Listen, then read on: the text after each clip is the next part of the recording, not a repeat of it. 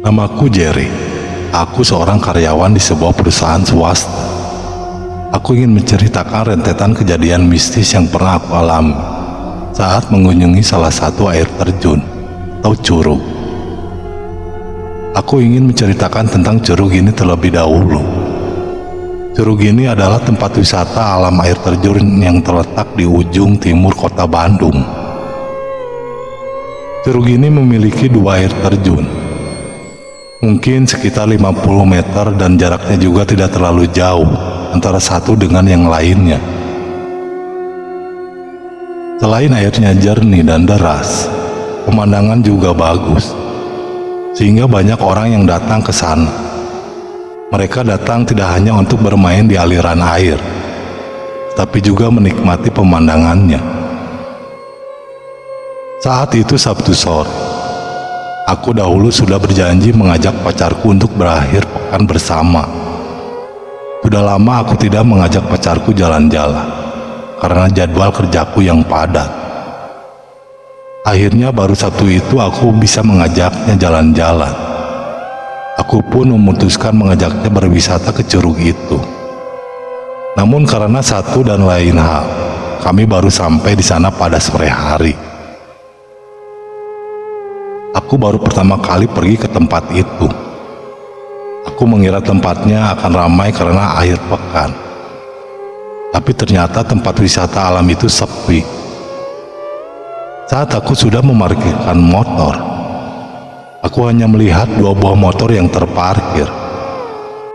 Sebelum masuk di pintu gerbang, kami diperingatkan oleh penjaganya.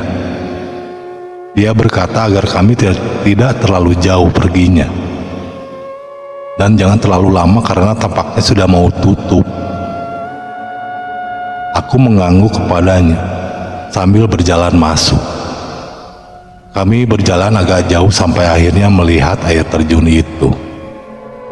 Begitu bunyi air terjun itu terdengar, kami langsung segera mencari asal bunyi suara itu, dan tidak lama kami sudah berada di tempat air terjun itu. Kami cukup lama bermain di curug itu dan di sungainya. Setelah bermain air, pacarku mengajak untuk mendaki bukit yang ada di seberang sungai.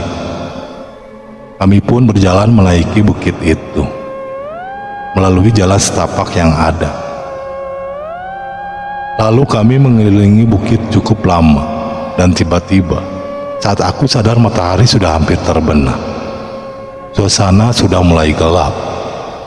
Di kiri dan kanan jalan setapak tidak ada lampu.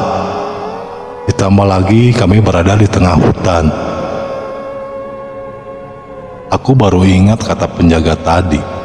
Aku panik dan mungkin ini alasannya penjaga curug bilang seperti itu pada kami, agar tidak terlalu jauh dan terlalu lama karena kondisi curug sekarang sudah mulai gelap gulita. Aku mengajak pacarku untuk segera pulang. Dia pun setuju, dan kami pun berbalik arah menuruni jalan setapak yang tadi kami lewati. Kami tidak sadar kalau tadi kami melewati sebuah pohon rindang yang besar. Di saat kami melihat pohon itu, kami agak sedikit bingung. Jangan-jangan waktu itu salah jalan. Tiba-tiba saat kami sudah melewati pohon rindang itu, aku terkaget dan hampir melompat. Pacarku mencengkram tanganku dengan sangat keras.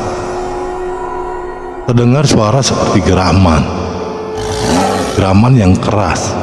Terdengar sangat jelas dari belakang kami, tepatnya dari pohon rindang yang baru saja kami lewati.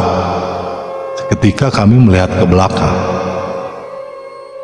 Namun karena kondisi sangat gelap, kami tidak dapat melihat apa-apa di belakang.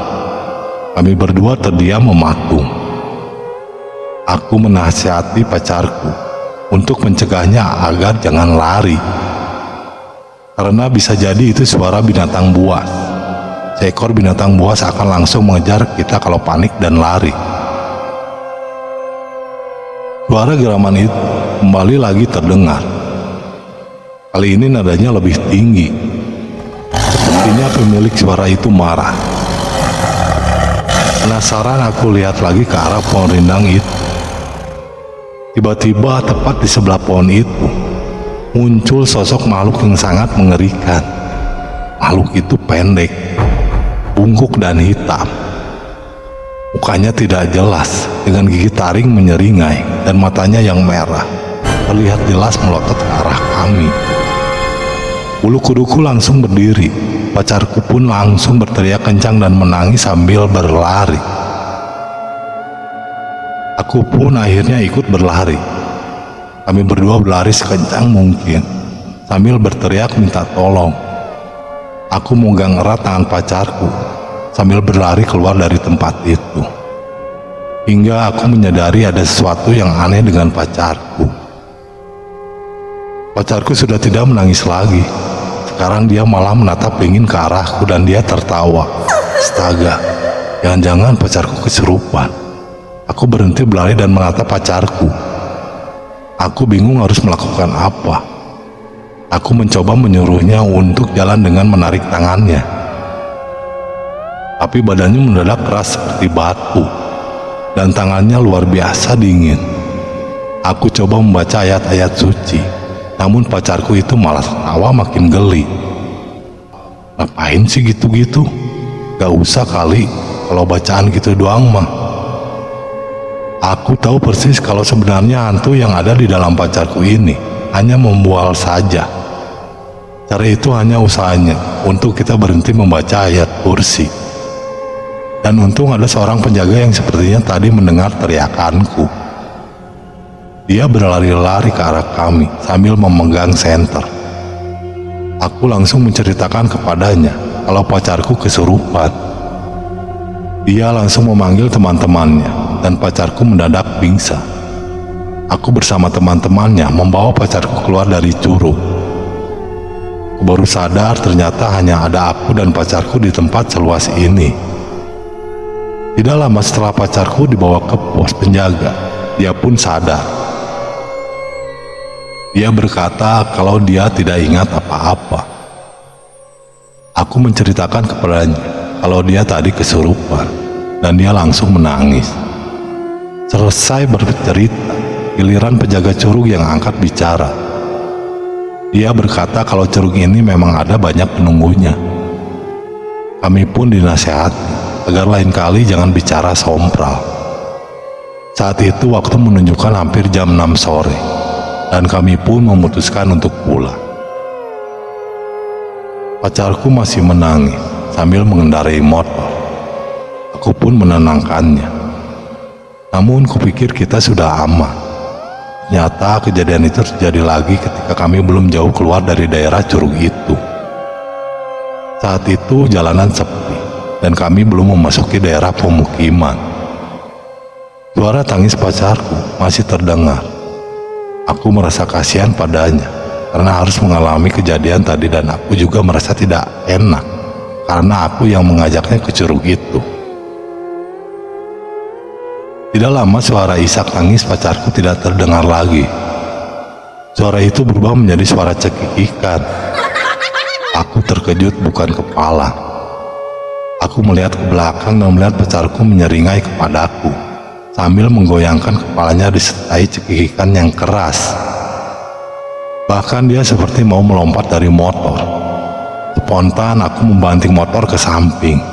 Lalu aku membaca doa-doa sambil berteriak dan kini pacarku semakin menjerit-jerit histeris. Tiba-tiba badannya langsung terjatuh ke punggungku. Sepertinya dia pingsan lagi. Aku kembali menjalankan motorku dengan hati-hati sambil memegangi tangannya dari depan, menjaganya agar dia tetap berpegangan. Untunglah setelah keluar dari daerah curug, pacarku akhirnya sadar. Aku menawarkannya untuk berhenti dulu sampai kondisinya membaik. Namun dia ingin langsung diantar pulang. Singkat cerita, aku sampai di rumah pacarku dan menceritakan semua kejadian kepada kedua orang tuanya. Pacarku hanya terdiam karena shock. Kebetulan ayahnya adalah seorang ustadz. Pacarku langsung didoakan oleh beliau. Aku pun diberi air darinya untuk diminum. Beliau berpesan agar terus membaca doa selama aku pulang ke rumah. Syukurlah tidak ada lagi kejadian gaib yang menghampiriku setelah itu.